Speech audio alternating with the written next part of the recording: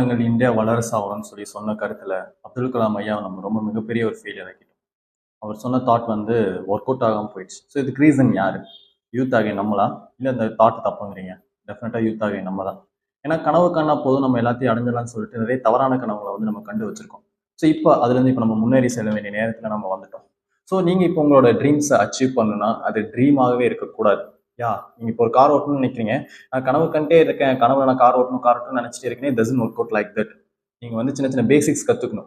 அதோட principal first கியர்ல எவ்வளவு ஸ்பீட் லிமிட் போகும், செகண்ட் கியர்ல என்ன பண்ணணும், clutch control, accelerator control, steering எப்படி நம்ம ஹேண்டில் பண்ணணும்னு சொல்லிட்டு எல்லா லாஸ் அண்ட் பிரின்சிபல்ஸையும் நீங்க கத்துக்கணும். அதன்படி நீங்க சரியா ஃபாலோ பண்ணீங்கன்னா வந்து கனவு காணாத பர்சன் கூட லா அண்ட் பிரின்சிபல் படி ஃபாலோ பண்ணா அந்த காரை ஓட்டிடலாம்.